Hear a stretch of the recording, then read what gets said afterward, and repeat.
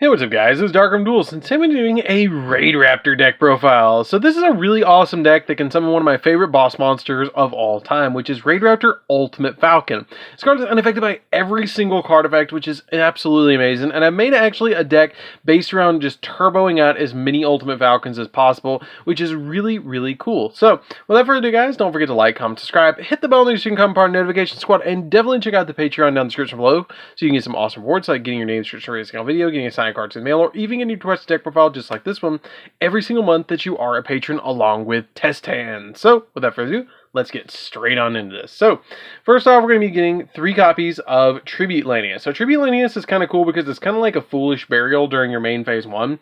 It can send a Raidraptor monster from your deck to the graveyard. You usually don't get the second effect of this card off, but during the main phase 2, this card destroyed an opponent's monster by battle. Then you can add a Rank Up Magic Quick Play spell from your deck to your hand, which you don't play any Rank Up Magic Quick Play spells in this particular build yet until we get into Phantom Rage, which is going to be playing some really interesting tech cards in this deck after that, because they're basically fusing the Phantom Knight and the Raidraptor archetypes together because of Yugioh and Kurosaki together. We then play 3 copies of Vanishing Lanius. This card's very simplistic. All this card does is once per turn during your main phase, you can special summon a Raidraptor monster in your hand that's level 4 or lower. That's all it does. It's very simple. This card's really good, though, as an enabler for the entire deck, because what you're trying to do, essentially, with this card is get multiple of them in your hand to be able to summon multiple copies of Vanishing Lanius. We then play 3 copies of Fuzzy Lanius. This card is the equivalent, if you've ever played Blackwings, this card's very much like Boar the Spear or Chris the Crack of Dawn. This card can special summon itself from your hand if you control another Raidraptor monster. But it differs from other Blackwing cards because this card has a really neat effect. What this card does is if it's sent to the graveyard, then you get to add another copy of Fuzzy Lanius from your deck to your hand, which is super helpful for the consistency of the deck. But the only downside of this card is it locks you in to Raidraptor monsters for the rest of the turn, because you cannot special summon monsters the turn you activate this effect except for Raidraptor monsters. We then play 2 copies of Mimicry Lanius. Mimicry Lanius' only effect that really matters is this graveyard effect. If this card is sent to the graveyard, then you get to banish it and add a Raidraptor monster from your deck to your hand. So basically what you're doing with this card is you're sending it off your copy of Tribute Lanius to banish it and add any copy of any other Raidraptor monster that you particularly need for this situation. You play a single copy of Singing Lanius. Singing Lanius, if you control an XYZ monster, you can just special summon it to your side of the field. You're usually going to search this card off your copy of your Forstrix to be able to special summon it to your side of the field, which is super helpful just to get you an additional monster on your side of the field. We play 3 copies of Pain Lanius. Pain Lanius is kind of cool in this deck because what this card does is if you control another Raidraptor monster, then you can target that Raidraptor monster, special summon Pain Lanius from your hand, but since it's Pain Lanius, you're going to have to pay a little bit of pain, if you know what I mean. So you're going to have to pay life points equal to whichever one is lower. This card is generous. If you target, like for instance, if you target your copy of Tribute Lanius, the defense of Tribute Lanius is 400, where its attack is 1800. So you only lose 400 because it's the lower between the attack and defense of the monster, which is kind of neat because usually you're not going to take more than maybe 1400 for this effect, but that's a steep price for any of the monsters. Sometimes you get as low as 100 life points to get a level 4 monster on your side of the field. So it's really easy to summon this card to your side of the field, but you can only use its effect once per turn. We also play 3 copies of Lastrix. Lastrix is my favorite card and the key card of this particular build. A lot of people play this card at maybe 1, maybe 2. I think this card is a 3 in the deck for the particular way that I'm playing the deck, and I love this card. What you do with this card is you tribute it on your side of the field, and then you get to special summon a Raidraptor XYZ monster from your extra deck for free. Well, kind of for free. You're tributing your Lastrix to summon it. Once you summon that monster to your side of the field, you then use a Rank Up Magic spell that you probably will have in your hand to link it or to overlay on top of it a Raidraptor monster that's always going to be 2 ranks higher because of all of your Rank Up Magic spells only go up by in increments of 2. So this card is really easy getting out an Ultimate Falcon because what you're going to normally do is summon out a copy of Satellite Cannon Falcon off the copy of Lastrix, use a copy of Skip Force, Rank Up Magic Astral Force, or whichever one you particularly have in your hand, and then immediately go into a copy of Ultimate Falcon, which is really easy in this deck. This card also has a really neat effect that if a Raidraptor monster battles, and you do have a Spell or Trap card in your back row, then you can special summon this card from your hand, which is pretty neat too. We then play a single copy of Zapdos the Elite. The reason I play Zapdos the Elite as a 1-up in this deck is because you can summon this card off of a copy of your Wise Strix, which is really easy to do because it can special summon a level 4 Dark Winged Beast monster from your deck when it's link summoned, and it's really easy to do that. We then play 3 copies of Ash Blossom just to stop your opponent's different shenanigans that they're doing from the deck. It's really easy to just drop this card against your opponent and handle a lot of different stuff that they're going to use against you. So that's it for the monsters, guys. Let's get into the spells. So for the spells, we're playing a single copy of Call by the Grave to stop our opponent's Ash Blossoms, and all sorts of different hand traps that they're playing. A single copy of Double or Nothing, just so we can go to Utopia Double, because the Ultimate Falcon is good, and it's really big at 3,500, but sometimes you need that extra push of the 10,000 attack points, and you have so many rank 4s, so many ways to go into rank 4s in this deck, that you might as well just go ahead and play the Double or Nothing in the deck anyways, to go into your copy of your Utopia Double and OTK your opponent for 10,000. One copy of Foolish Burial. Foolish Burial is really the only card that you're going to send to graveyard is your copy of Mimicry Lanius, because Mimicry is going to get you a search. So this card essentially turns into a search card, which is super nice. For the rank up magic spells, we're playing 2 copies of Astral Force. Astral Force is just kind of like an easy, I'm going to XYZ summon a monster that's 2 ranks higher. If it's in your graveyard, you can skip your draw phase and then add this card back to your hand, which is really easy and really nice to get it once you resolve it once. 2 copies of Soul Shave Force. Soul Shave Force lets you pay half your life points, and then you special summon a Raidraptor XYZ monster from your graveyard, and then immediately XYZ summon on top of it, and summon a monster that's 2 ranks higher. But the cool thing is it doesn't lock you into attributes. So you can pay half your life point, or not half your life points, yeah, half your life points. Use a copy of Force Strix that's in your graveyard, and rank on top of it a copy of Cyber Dragon Infinity, which gets you essentially a free negation on your side of the field, well, for half your life points. We then play 3 copies of Skip Force. Skip Force is pretty good in the deck too. This is probably the best rank up magic spell in the entire archetype, in my opinion. No splashable is Soul Shave, but I like Skip Force because it helps me get into Ultimate Falcon a lot easier.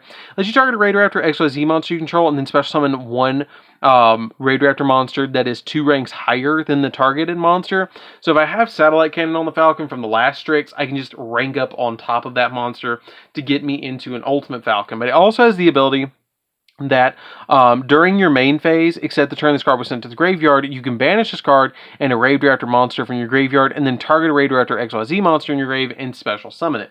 So it can help you get your Ultimate Falcon back on your side of the field if it does get destroyed by battle or by card effect. Your opponent Utopia doubles over it. It's really easy just to bring it back because you summoned it off of this. I mean, it's still really easy to do. We then play 3 copies of Cattle Call. Cattle Call is ridiculously good in this deck. Cattle Call is like playing 3 more copies of Lastrix, which is really good in this deck because this card lets you send a face-up monster you control to the graveyard, and then you can special summon a monster from your extra deck with the same original type as the monster that you sent to the graveyard. So if I send a Wing Beast, I could special summon a Wing Beast XYZ monster from the deck, or the extra deck. So all I have to do is send the regular Raidraptor I control to the graveyard, then have a Rank Up Magic spell in the hand, and then I can summon Satellite Cannon, and then go Ultimate Falcon on top of it, which is pretty cool. We then play 1 copy of Raidraptor's Nest. This card is kinda like Black Whirlwind, but not quite as good. If you control 2 or more Raidraptor monsters, you can add 1 Raidraptor monster from your deck or graveyard to your hand. It's a good searcher. It's once per turn, so it's pretty good, but you have to have 2 Raidraptors on your field, so you already have to be in a winning state, kind of. We then play 3 copies of Allure of Darkness because everything just about in the main deck is dark, so it's really easy to draw in this deck with the Allure of Darkness to dig into the deck to get your rank up magic spells, Cattle Call, Lastrix, get into your Raidraptor monsters so you can make some rank 4 plays. I mean, this deck is really, really versatile at the amount of plays it can make. So that's it for the spells, guys. Let's get into the traps.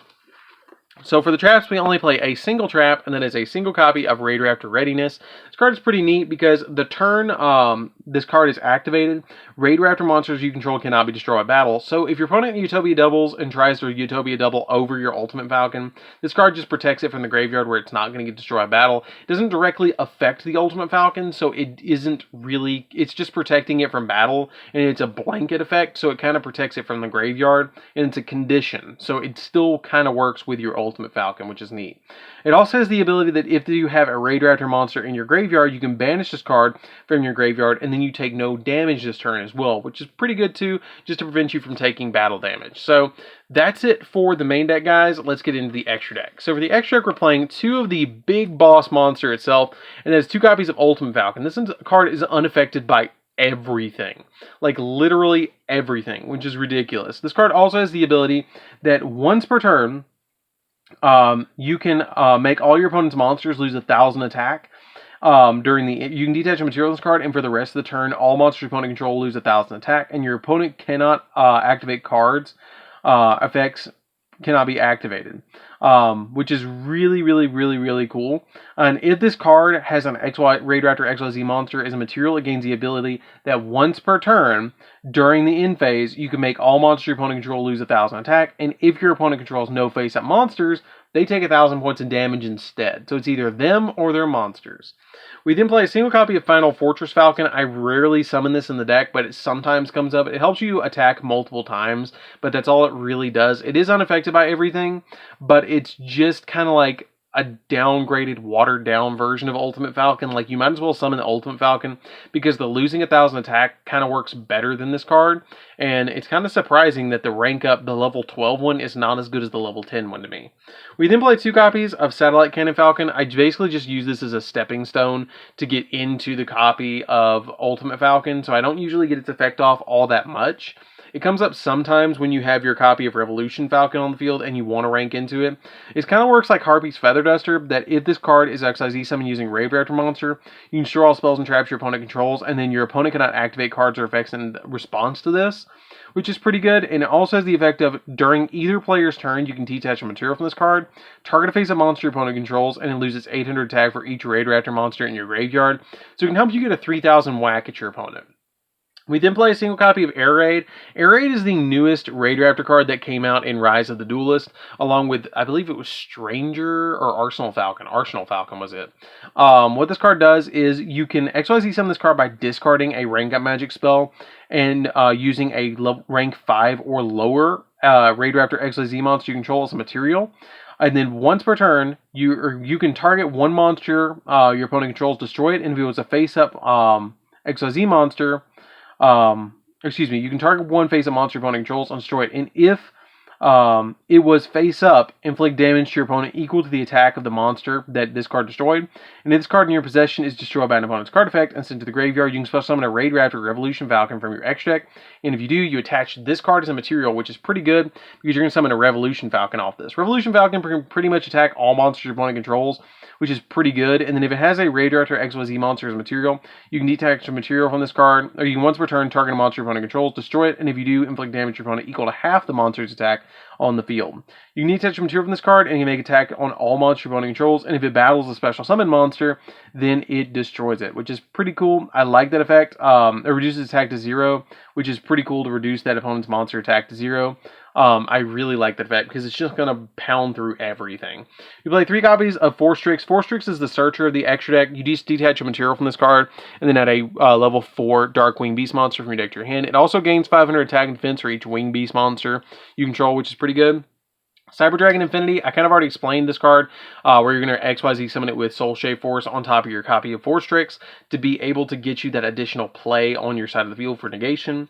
Utopia and Utopia Double just to OTK your opponent. And then 2 copies of Wise Strix for the last 2 monsters of the extra deck. Wise Strix is really good in the deck because it's the Link monster of the deck. And if this card is a Link summon, you can special summon a level 4 Wing Beast monster from your deck that's dark. And it also has the ability that if you if a Raidraptor XYZ monster you control activates a card, or activates its effect, you can set one rank up magic spell directly from your deck, and if it's a quick play spell, you can activate it the same turn it was set, which is pretty good. I love that effect, to be able to just instantly get you a rank up magic spell out of the deck. It's super helpful to be able to do, and it's really easy to summon as well. If you're going to go for this route, you're usually just going to get the Revolution Falcon out of the deck, but sometimes, occasionally, you'll have a board set up where you can summon this, and then summon the Force Strix, and summon an Ultimate Falcon at the same time, which is pretty cool. But it just depends on the cards that you draw. So that's it for the deck, guys. I hope you did enjoy it. It's a really fun deck to play around with. Fairly budget too, besides the copies of your Tribute Lanius. I think Tribute Lanius is the most expensive card in the deck. I would imagine that they're going to reprint it soon, maybe in the Gold Series, because of the Phantom Rage coming out soon, and Phantom Rage is going to like hype this deck up a lot, and I really think that it's going to be a lot of fun for you guys to play, especially with Ultimate Falcon being unaffected by everything. It's just super easy to summon. So anyways, guys, this is DarkArmedDuelist. Don't forget to like, comment, subscribe, hit the bell notification, comment bar, notification squad, and definitely tell me what you think of this deck down in the comments down below, and we'll see you guys in the next video. See you later, guys.